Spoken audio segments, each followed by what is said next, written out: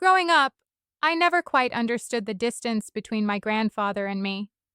As a child, I always wondered why I didn't feel the same closeness with him as I did with my other family members. There were times when I wished we could bond the way I saw others do, but it seemed like something was always in the way. As I got older, that gap only widened and I started to feel a sense of resentment. My grandfather wasn't a bad person, but our relationship was always strained, and the tension between us never seemed to dissipate. Looking back, I realize now that part of it was my own misunderstanding of who he was and the expectations I had placed on our relationship. But at 23, I found myself at a crossroads with him, and it was a turning point I never expected to face. It all started when I went home for a visit one summer. I hadn't seen my grandfather in a while, but I had kept in touch with my family, so I thought it was time to check in. I was coming off a difficult period of self-doubt and emotional turmoil, and I thought a trip home would offer me some solace, a chance to reconnect with my roots. But as soon as I walked through the door, I felt that familiar distance. I wasn't sure if it was me or him, but there was an invisible barrier that felt like it had always been there, even when I was a child. The awkwardness between us was palpable, and I tried to ignore it. I kept busy with other parts of my family, hoping that time would heal the tension. But my grandfather's presence weighed on me in a way I couldn't quite describe. I started to realize that the problem wasn't just the silence or the awkward conversations. It was the unresolved emotions, the years of distance, and the resentment I had carried with me for far too long. Growing up, my relationship with my grandfather was always defined by his gruff demeanor and high expectations. He had a very strict way of thinking, one that didn't leave much room for warmth or affection. When I was younger, I remembered wanting to spend time with him, to hear stories of his past and connect on a deeper level, but he never seemed interested. I could sense that he was always distracted, always focused on something else, and I began to internalize that.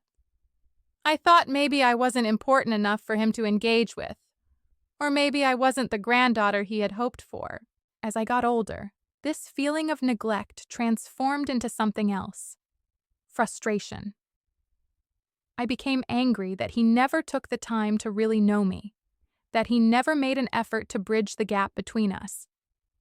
I started to feel like I was always the one putting in the effort, always the one trying to make something work that he had no interest in, and so I stopped trying. I distanced myself emotionally from him, telling myself that it didn't matter, that I didn't need him. But the truth was, deep down, I wanted something more. I wanted the relationship I saw other people having with their grandparents, full of warmth, laughter, and shared experiences. When I arrived at my parents' house that summer, the tension was immediately evident. My grandfather and I exchanged pleasantries, but the conversation quickly fell flat. I wanted to talk to him about my life, my struggles, my growth, but something in me stopped me. I didn't want to get too close. I didn't want to open myself up to him only to be met with indifference.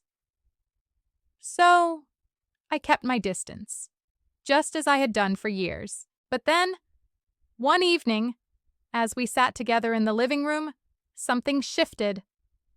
My grandfather, who was usually so reserved, began talking about his childhood, about the struggles he faced, and the things he had lost. I found myself listening more intently than I had ever listened to him before. It wasn't anything extraordinary, but for the first time, I heard him. I heard his pain, his regrets, his humanity. I realized then that we were both carrying our own burdens, our own pain, and for so long, we had been unable to see each other as people. I had seen him as this figure from my past, who had always been there but never really present, and he had probably seen me as just another person in his family he didn't know how to connect with. For the first time in years, I felt a flicker of empathy for him. I had been so focused on my own resentment and disappointment that I had never once considered the reasons behind his distance. I never stopped to think about what he might have been going through, what he had experienced, or how he might have felt about his relationship with me. He wasn't just a distant figure. He was a person with his own history, his own wounds. And in that moment, I felt a deep sense of understanding. Understanding that our relationship hadn't been defined by a lack of love, but by a lack of communication. That evening, I made a decision. I wasn't going to let years of miscommunication, resentment, and misunderstandings define my relationship with him anymore. I didn't know how to fix things overnight, but I knew I had to try. I had to be open, even if it meant being vulnerable. I couldn't keep holding on to my anger and disappointment. I realized that to move forward, I had to let go of the expectation that he would change for me. I had to accept him as he was and meet him where he was, just as I hoped he would meet me where I was. I wasn't looking for an apology or an explanation anymore.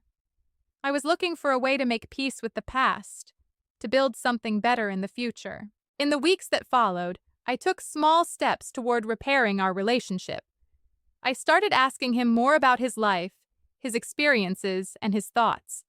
I let go of the need for everything to be perfect. I stopped expecting him to be the grandfather I had wanted him to be, and instead, I allowed him to be the person he was. I learned to appreciate the moments when he did engage, however small they were, and I stopped taking it personally when he didn't.